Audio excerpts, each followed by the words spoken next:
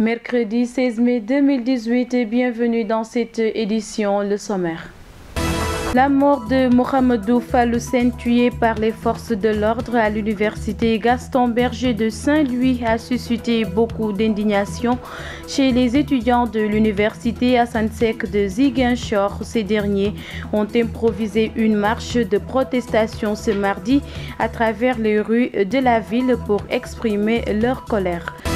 Les leaders de l'opposition ont boycotté l'installation du comité de suivi du fichier électoral présidé par le ministre de l'Intérieur et de la Sécurité publique, Ali Ngouille. Révision exceptionnelle des listes électorales à Sédhiou, 56 925 cartes ont été distribuées depuis le début de la confection, soit un pourcentage de 96%. Vous aurez plus de précisions dans cette édition avec Ibrahim Fall, le préfet de Sédhiou. Bienvenue et merci de vous informer sur gms.sn. Ziguinchor a encore enregistré ce mercredi matin des affrontements entre étudiants de l'université Assane Seck et forces de l'ordre. La quiétude de la capitale du Sud est perturbée depuis l'annonce de la mort de l'étudiant Mohamedou Falloussène de l'université Gaston Berger de Saint-Louis. Sissao Collier pour le manga. Dès l'annonce de la mort de l'étudiant Mohamedou Falloussène de l'université Gaston Berger de Saint-Louis, ses camarades de l'université de Ziguinchor sont entrés en mouvement d'humeur. Ce mercredi matin, ils ont brûlé des pneus et barré la route qui mène à l'université. Arrivés à hauteur du quartier Château d'Eau, ces étudiants ont croisé sur leur chemin les forces de l'ordre qui ont tenté de les disperser à coups de lacrymogènes. Ces affrontements qui ont duré presque un tour d'horloge n'ont pas enregistré de victimes, mais ont changé le décor de la ville de Ziguinchor. A rappeler que depuis l'annonce de la mort ce mardi de l'étudiant Mohamedou Falloussène par balle, la circulation est perturbée par moments à Ziguinchor à cause de manifestations d'étudiants. Pour sécuriser les personnes et leurs biens, les forces de l'ordre ont fini de quadriller les principales artères de la ville. C'est un siège de l'IPRES flambant neuf, inauguré en 2017, au quartier Santiaba, qui a fait les frais de la fureur des étudiants de l'université Assane Seck. Ces derniers, qui manifestaient contre la mort de leurs camarades de l'université Gaston Berger, ont mis à sac l'institution, une attitude qui a mis le personnel de l'IPRES dans la désolation totale. Moussa Sissoro, porte-parole des travailleurs de l'IPRES, s'en explique au micro de Cher Tidiane Sissé. Nous avons été très surpris par la furie des élèves et étudiants au moment où nous travaillons tranquillement. Et voilà, nous avons constaté qu'il y avait des jets de pierre. Ils ont cassé tout ce qui est comme paravent au niveau de l'institution, les vitres. Mais de surcroît, ils sont venus au niveau du service médical pour jeter des pierres au moment où il y avait des retraités malades qui étaient venus pour des soins. Donc je considère que c'est un acte extrêmement grave parce que c'est une institution privée qui s'occupe de la retraite de leur papa, de leur grand-mère, de leur grand-père. Donc je considère que véritablement il faut savoir raison garder. Il est vrai qu'il y a une situation de crise qui secoue l'université avec la mort d'un étudiant, mais cela ne doit pas pousser également les étudiants à faire des actes de vandalisme. Parce que pour nous, nous considérons que ça, c'est un acte de vandalisme. Venir dans une institution privée qui est l'IPRES, pour des retraités de surcroît, les vandaliser avec des jets de pierre, véritablement, nous condamnons avec la dernière énergie cet acte de vandalisme. Et nous les appelons à la raison pour pouvoir identifier ce qu'il faut casser et ce qu'il ne faut pas casser. Ça, ce n'est pas un service public, c'est un service privé. Donc sous ce rapport, je considère que voilà, c'est nous en tant qu'agents de l'IPRES, nous sommes indignés. Nous sommes indignés par rapport à cet acte et nous les appelons au calme et à la responsabilité.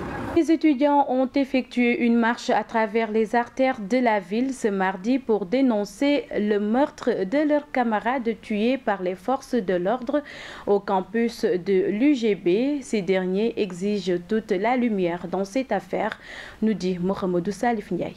À l'instar des autres universités du pays, nombreux étaient les étudiants de l'université Hassan Sek à improviser une marche de protestation à travers les artères de la ville de Ziguinchor pour dénoncer la mort de Mouhamadou Fallou Sène tombé sous les balles des forces de l'ordre au campus de l'université Gaston Berger de Saint-Louis. On souhaiterait à ce que la justice soit rendue.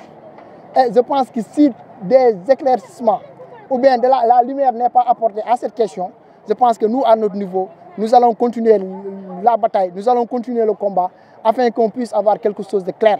Nous venons d'apprendre récemment qu'il y a eu un virement. Donc attendez, qu'on se respecte. Ils attendaient donc la mort de ces derniers pour payer les étudiants, qu'on arrête. Qu'on arrête, c'est scandaleux. Ce que j'ai à dire encore une fois de plus, que l'État n'a qu'à prendre toutes ses dispositions pour que la question des bourses soit une question qui sera derrière nous. Oui. Des bourses, je le dis encore une fois, pour rappel des Sénégalais qui l'ignorent. Oui, c'est vrai, c'est des bourses de 18 000 francs, des bourses de 36 000 francs et des bourses de 60 000 francs. Donc aujourd'hui, l'État a tué à cause de 36 000 ou bien de 18 000 ou bien de 60 000 qu'on arrête quand même. Nous ne quémandons pas encore une fois de plus. Nous ne quémandons pas. Nous ne quémandons pas. Et cette bourse-là, mieux, je pense que les grandes autorités de ce pays en ont bénéficié. Donc aujourd'hui, si leurs neveux, si leurs enfants sont en train de réclamer cette bourse et qu'ils sont tués, je pense que finalement, ils nous disent maintenant, si on tend vers l'annulation de la bourse, qu'ils nous le disent et que chaque étudiant prendra toutes ses dispositions. Cette mort de Mouhamadou Fallou Sène vient rallonger la liste des étudiants tués dans des affrontements avec les forces de l'ordre depuis 2001 avec Balagay, tué à l'université Cheikh Anta Diop de Dakar. Des circonstances similaires coûteront la vie à l'étudiant Bassirou Faye, mort le 14 août 2014 dans le campus universitaire de Dakar. Le SAES, par la voix de son secrétaire général, a exprimé toute son indignation et a décrété 48 heures de grève à partir de ce mercredi. Le syndicat n'exclut pas de porter l'affaire devant la justice et se constituer partie civile dans cette affaire. Malik Fall, le secrétaire général du SAES, que nous écoutons au micro de Mohamedou Salif Ndiaye. Nous avons eu une réaction disproportionnée des forces de l'ordre face à des étudiants qui étaient venus les mains nues pour tout simplement réclamer le paiement de leur bourse. Il y a eu mort d'homme, c'est regrettable, c'est une situation déplorable et le SAES marque toute son indignation, marque toute sa tristesse, mais également marque son soutien et sa solidarité envers les étudiants. C'est pour cela que le SAES a décidé aujourd'hui de décréter à partir de demain et jeudi 48 heures de grève pour marquer sa solidarité envers les étudiants. Mais également, nous n'excluons pas de voir avec nos avocats la possibilité de nous constituer en partie civile. Parce que c'est une situation, c'est le énième cas de bavure des forces de l'ordre. Rappelez-vous, il y a moins de 2 semaines, à Thiès, on a eu un étudiant qui a perdu son œil. Nous avons eu le cas de Balagay, nous avons eu le cas de Bassirou Faye.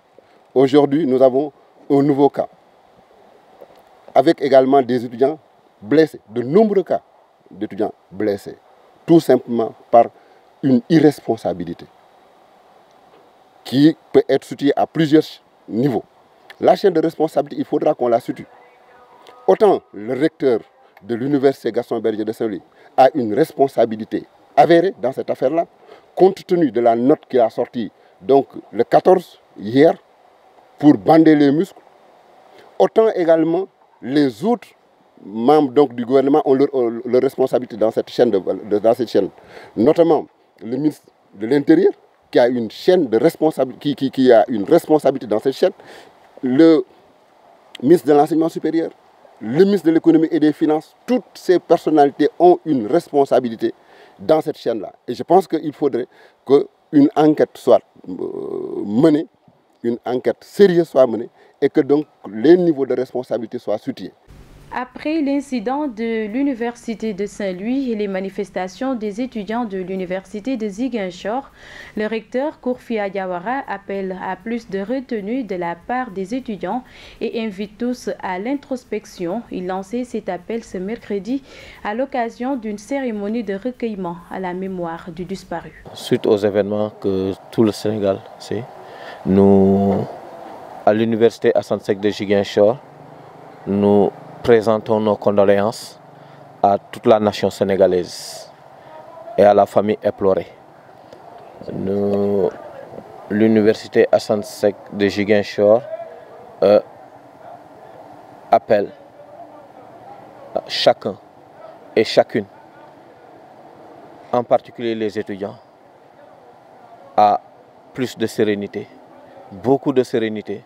Dans des moments aussi difficiles, il est important de faire de l'introspection.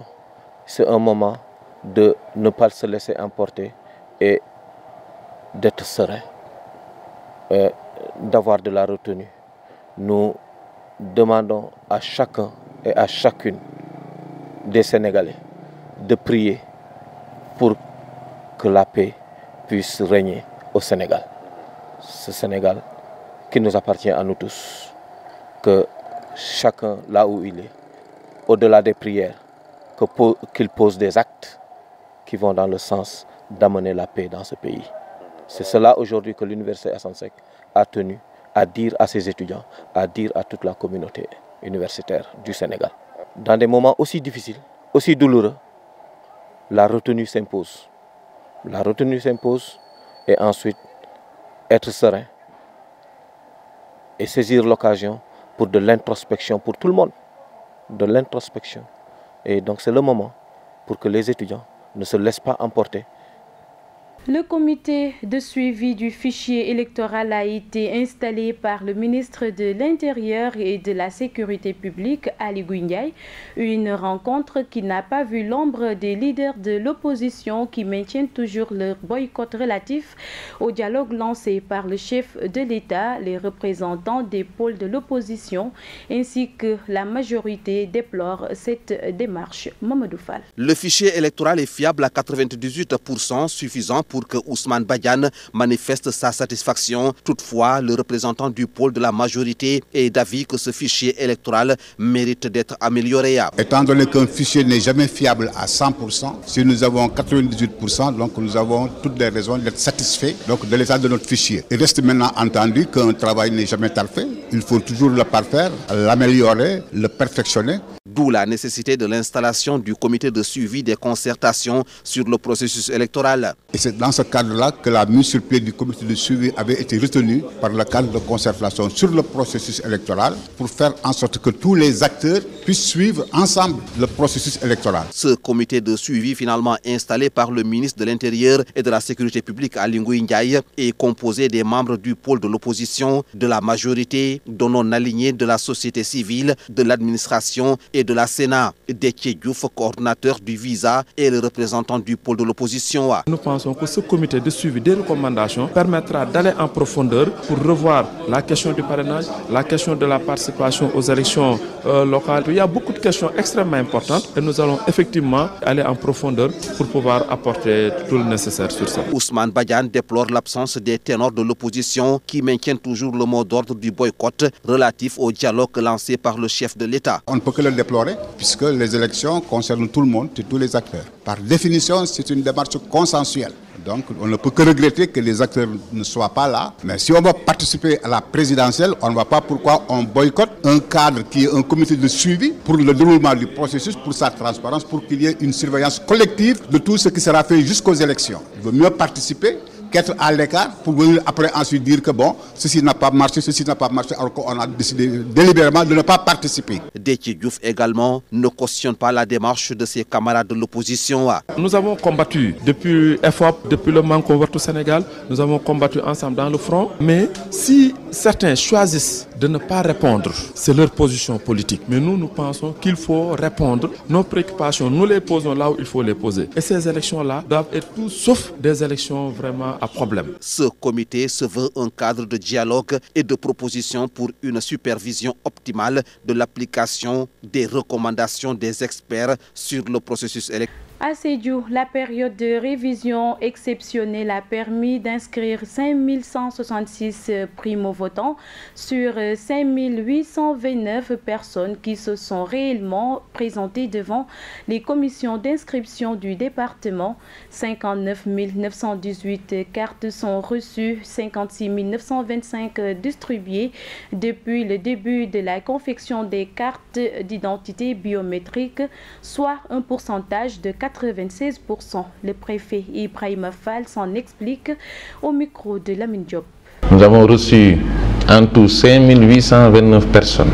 Parmi ces personnes, le gros lot porte sur les primo-inscrits, qui sont de l'ordre de 5166. Et il faut dire également que durant la période contentieuse, nous n'avons pas reçu de cas. Dire qu'au fur et à mesure que la révision suivait son cours, on procédait également à la distribution des cartes. Donc depuis le début des opérations liées à la carte d'identité biométrique, nous avons reçu en tout 59 918 cartes. Et sur les 59 918 cartes, nous avons distribué 56 925. Donc selon un pourcentage de 96%. Et avec un lot de 2993 cartes qui dorment au niveau de la préfecture et au niveau des différentes sous-préfectures du département de Sédhiou. Pour le reste également, nous avons développé des stratégies pour permettre aux personnes qui n'ont pas encore retiré le carte de le faire dans les meilleurs délais. Parlons culture dans cette édition. À l'occasion de la Biennale d'art contemporaine of Casamance, le groupe Média du Sud s'est intéressé sur le travail d'un artiste plasticien qui choisit de redonner vie aux objets qu'il trouve au sol. Maïmounaba. Cet artiste, c'est Léopold Diatta. Il travaille dans l'art plastique, fait partie des exposants de cette deuxième édition de la Biennale d'art contemporain of Casamance. Un métier qui le fascine, une occasion pour lui de parler de son engagement pour cet art. Des sensations, des sensibilités qui vous prennent, qui vous motivent, qu'il faut extérioriser, parce que vous vivez quand même dans un environnement. Donc cet environnement-là vous pousse à des réflexions négatives et positives, et ça vous mène d'améliorer. Cette amélioration donc m'amène aussi à développer, surtout me lancer aussi sur ce côté-ci dont on parle beaucoup, de ce plastique qui dérange l'environnement. Cette deuxième édition est largement appréciée par cet artiste, un travail qui montre la valeur de l'art africain, même si ce secteur rencontre quelques difficultés. Il reste encore beaucoup d'améliorations, puisque là on nous présente le off. Pourquoi pas des possibilités de se présenter au IN, la résolution plutôt qui a été trouvée d'exposer dans surtout le quartier de Colobane. On est aussi une initiative à vraiment saluer, permettre aux gens de s'y intéresser, savoir que c'est nous dans nous. Ils trouvent bien des difficultés, l'art africain aujourd'hui. Si nous le cultivons, c'est nous qui le faisons. Si nous ne donnons pas aussi une valeur à celui-ci, je crois qu'on le laissera aussi entre les mains d'autrui. Cet adulte, tout comme les autres talents d'envergure internationale, cette deuxième édition de la Biennale d'art contemporain of Casamance reste un rendez-vous pour valoriser une fois de plus. Nous passons à présent à la rubrique santé comme tous les mercredis avec Rokhaya Bey.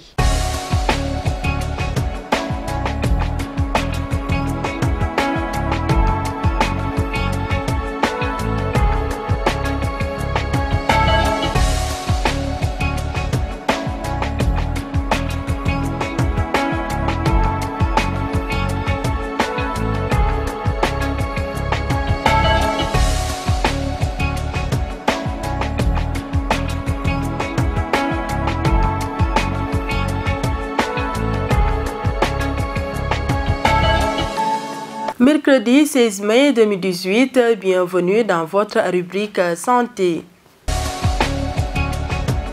Route barrée, pneus brûlés, c'est le décor constaté ce mardi matin au portail du Centre régional de formation en santé à l'occasion du mouvement d'humeur des étudiants qui réclament le paiement des rappels de bourse en tenant compte du mois d'octobre. Ils sollicitent l'arbitrage du ministre de la Santé, sans quoi ils passeront à la vitesse supérieure, nous dit Sissa Okoli. En mouvement d'humeur ce mardi, les étudiants du Centre régional de formation en santé de Ziguinchor ont brûlé des pneus et barré des routes pour obliger l'administration de tenir en compte le mois d'octobre dans les rappels de bourse. On est en mois d'avril, le mois où les rappels des bourses devraient être payés. Le virement est là, effectivement. Et maintenant, le directeur, à travers sa gestion, il a décidé de nous payer à partir du mois de novembre, ce qui n'est pas normal. L'année académique commence à partir du mois d'octobre. Donc les rappels, on les paye à partir du mois d'octobre. Lui, il décide selon sa gestion de nous payer à mois d'octobre. Et hier, il était venu pour nous, on l'avait convoqué pour un dialogue, essayer de trouver des éclaircissements sur la situation. Il nous a carrément refusé en nous disant quoi? La situation n'est pas négociable. Mais on n'est pas des enfants, on est majeurs et vaccinés. On a quitté des universités pour venir là. On s'est fait notre place ici. Contrairement à lui, on l'a mis ici à cause des étudiants. Déterminés, ces étudiants comptent durcir le combat si rien n'est fait par les autorités compétentes pour une issue heureuse à ce problème. On est prêt même à brûler le CRFS. Parce que c'est notre école. On est prêt même à déloger le directeur avec de la fumée. Le gazer et gazer toute l'administration qui est là. Et d'ailleurs, il n'y a pas d'administration dans cette école. Le directeur, il n'est jamais présent. Il est tout le temps absent. Il est absent 3 semaines et demie sur un mois. Ce n'est pas normal. L'administration, quand vous venez le matin pour chercher même un billet d'entrée, vous ne trouvez même pas de surveillant. Ce n'est pas du respect. Outre ce problème de bourse, ces futurs acteurs de la santé ont fustigé les absences répétées du directeur du centre et de son personnel. Toutes choses qui font que le ministre de la Santé soit interpellé par ses étudiants pour la satisfaction de leurs revendications. Le directeur du Centre régional de formation en santé a donné sa version des faits. Selon Kharfa Sissoko, cette décision est prise par décret et le problème ne peut être réglé qu'au plus haut niveau de l'État. Par rapport à ces absences décriées par les étudiants, il s'en explique au micro de Sissa Okoli. Le retard des paiements, c'est parce qu'eux, ils sont en première année, c'est des nouveaux. C'est des gens qui ont réussi au concours passé. Et là, ça prend du temps pour que tout le monde s'inscrive et qu'on fasse la liste, et qu'on envoie, qu'on fasse les projets d'arrêtés, qu'on envoie et que les arrêtés sortent. Les bourses sont payées sur la base des arrêtés. Les arrêtés sont sortis ce mois-ci. On a fait les états de paiement. Et il y en a qui disent qu'ils ne vont pas signé parce que le mois d'octobre doit faire partie. Alors que, en fait, tout est basé sur des textes. Les résultats des concours, le résultat des concours est sorti au mois d'octobre. Excusez-moi, au mois de novembre. Presque mi-novembre, nous avons reçu les résultats des concours.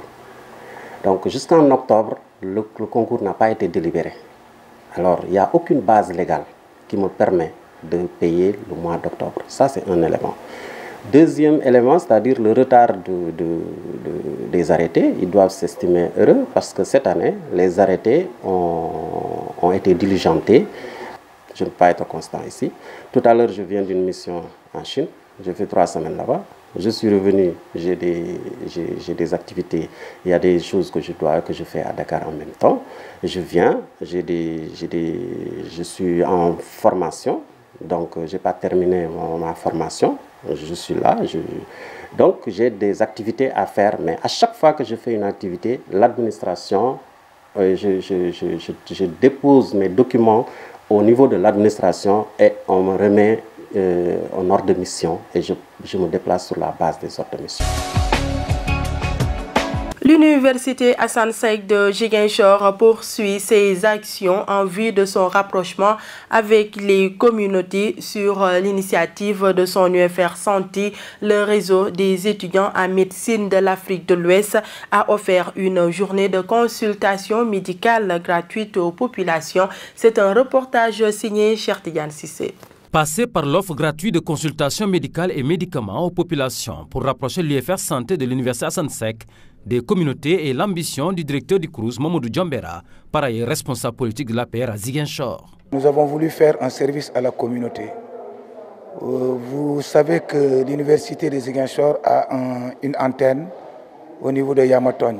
Et depuis la création de cette antenne, les étudiants en médecine n'ont jamais eu l'occasion de pouvoir faire un service à la communauté.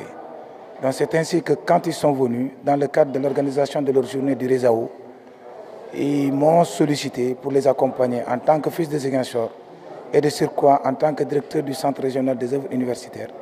J'ai accepté parce qu'il s'agit d'un objectif qui va directement pour l'accompagnement des populations de Ziguinchor et plus particulièrement du lieu d'implantation de l'UFR Santé. Il s'agit en l'occurrence du quartier Yamaton de Ziguinchor.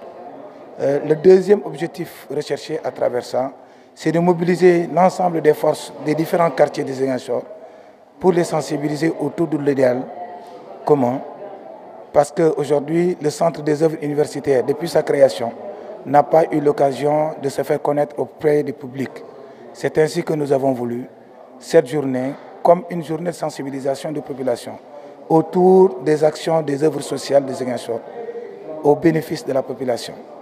Voilà, donc voilà les deux objectifs de manière très synthétisée de l'organisation de cette journée de consultation gratuite au niveau de l'UFR Santé de Ziguinchor. La rencontre annuelle du réseau des étudiants en médecine en Afrique de l'Ouest à Ziguinchor a servi de socle pour permettre à ces professionnels de la santé d'offrir leurs services aux populations. C'est ce genre d'initiative que nous avons besoin pour la population surtout, parce que nous connaissons la réalité de nos populations. Et déjà le fait que le réseau est là, est disponible pour donner le personnel pour les consultations gratuites, si vraiment les autres autorités d'autres régions peuvent réagir comme les autorités d'ici pour nous aider dans ces consultations, nous allons vraiment soulager beaucoup de patients, beaucoup de la population concernant leurs problèmes. Rappelez que le REMAO est composé d'étudiants en santé, du public comme du privé, issus de 8 pays de l'Afrique de l'Ouest. Ces derniers ont mis à profit leur séjour à Ziguinchor pour inviter les autorités de la CEDEAO à les accompagner en termes de moyens pour une poursuite de cette œuvre de bienfaisance dans leurs pays respectifs. C'est tout pour aujourd'hui. Rendez-vous est donné la semaine prochaine, mais d'ici là, prenez soin de vous.